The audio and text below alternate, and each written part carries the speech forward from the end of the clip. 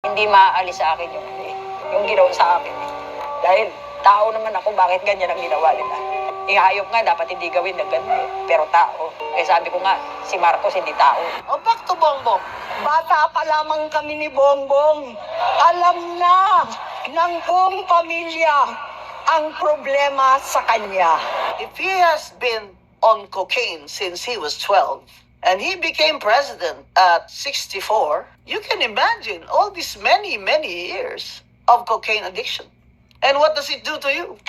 I do not have any addiction, but I asked friends who were on cocaine, and they said that the thing with cocaine is that it gives you a dopamine hit. So you get a quick high, but it will only last you for 15 minutes. And because it's only going to be for 15 minutes, you want more and more and more. So they end up, till morning. And coupled with alcohol, that's a deadly combination. Now, I don't know if you can flush that out of your system by going somewhere abroad and detoxifying your system. I don't know. But how many times in 3 years did we hear that somebody in Malacanang went abroad for whatever, or that took a break, or on leave from the public view? Because the difference between then and now is that he's president. He cannot hide from the people. He cannot hide from the cabinet. So he always has to, perform. I met him when he was senator. He moved like Ferdinand Marcos. He tried hard to sound like Ferdinand Marcos. But when I saw him in the first 6 months in office as president, the difference was more than significant. Bongbong was stuttering. Ako lang naman ang ginawang naggumawa ng Twitter is its own by themselves, is a private company. He went like Amano. Makita maya yung ama kayo ay mag-alamano. His jaw was loose. He was incoherent, even when he was in public. My apologies to those who have Tourette's syndrome. And there's the difference. That was only the first 6 months. Now we're on the third. And when he took over, our economy was not good, but it wasn't that bad. The second part of my talk, I'll show you how bad. Now, what's troubling about having a president who is on cocaine, which, by the way, will cost you 6,000 pesos per gram. So I don't know how much that is per kilo, because they have to use so many grams a day, and even up to morning, without eating. When they stop snorting cocaine, I was told that these cocaine addicts binge. In the Philippines, cocaine addiction is prevalent. We just don't hear about it as much as shabu. Why?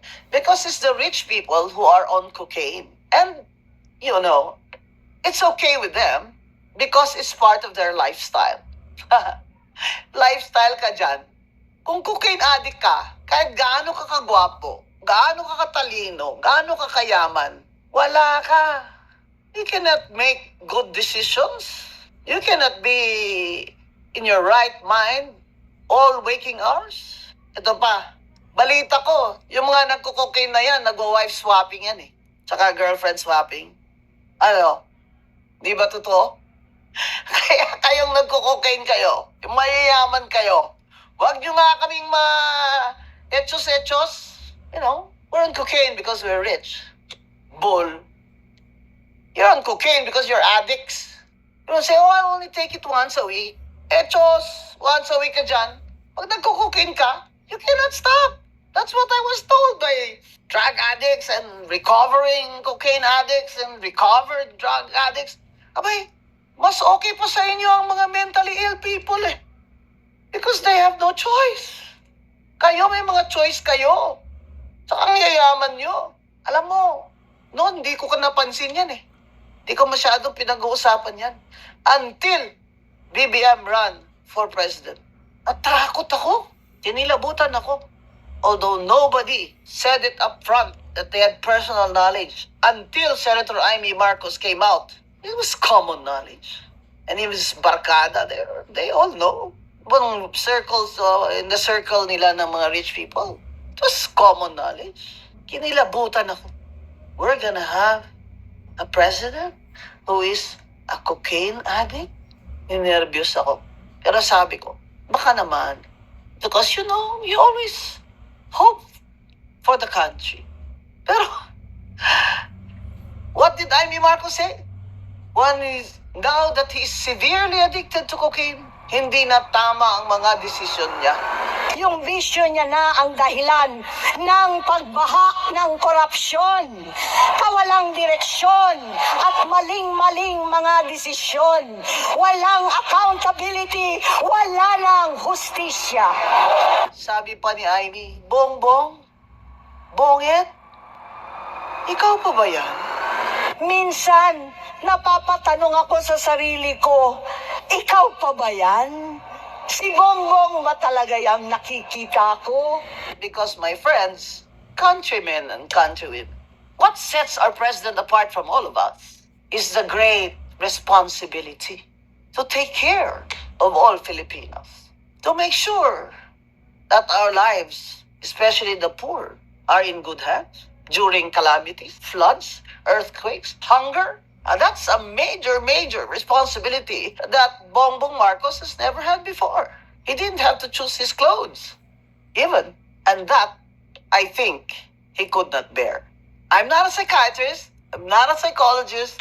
The way I saw him deteriorating in public appearances, wow. I said, this man is not gonna last another 3 years. Will the Filipinos last another 3 years with Bongbong Marcos? Let's talk about that later. His rumored drug addiction was very obvious, such that in the campaign for Leni Robredo, you will remember that I went up the stage in several rallies. I was the only party list nominee who was invited to go up the stage in Leni Robredo's rallies in Cabanava, and where I said, hindi kami bangag! Hindi kami bangag! Hindi kami bangag! Hindi kami bangag! Hindi ako bangag. Si BBM bangag. Which is a, common term, di ba? We even use it as a joke. Ano ka ba? Bangag ka ba? At hindi ka nagfo-focus dyan, di ba? Pero, kayong mga bumoto sa kanya, nagsisisi man kayo ngayon o hindi, alam nyo na. Saan tayo patutungo nito? Sa 3 taon pa na si Bongbong Marcos ang ating presidente. Kaya pa ba niya? Praning na siya eh. Kaya pa ba niya? Kaya pa ba niya na half of the Filipinos, according to a survey, are suffering from hunger or have experienced hunger? Kaya pa ba niya na more than 2 million Filipinos are unemployed? Kaya pa ba niya na wala ng foreign direct investments? No matter how many times he goes abroad and pretends that he can attract foreign investments? Kaya pa ba ng mga Pilipino? Kaya pa ba natin to? Ang gutom? Ang kawalang saklolo pag baha? Lindol? Kaya pa ba natin na absentee ang ating presidente at hindi natin mapapagkatiwalaan? Kaya pa ba ni Bongbong Marcos ang susunod na 3 taon ng mga problema ng bansa? Ang tanong sa atin, sa mga Pilipino, kaya pa ba natin tiisin ito? Kaya pa ba ni Bongbong Marcos ang next 3 years kung ganyan ang state ng mental state niya, tsaka state of health niya, at saka state ng kanyang paranoia? Kaya pa ba niya in 3 years? What keeps him going, you think? No? Kung hindi talaga serve the people ang kanyang motto, what really keeps him going is self-gratification. Nakita mo naman yung taong lumaki sa Maragya, di ba? Wala nang kailangan magtrabaho or purpose in life, hindi ba? Kasi ang laki din naman ng pressure, no? Di ba? Tatay mo si Ferdinand Marcos, number 1 sa bar. Parang, di ba? Grabe naman pressure yun. Kaya ganyan yan, si BBM. Ito na naman, sa psychiatrist na naman ako.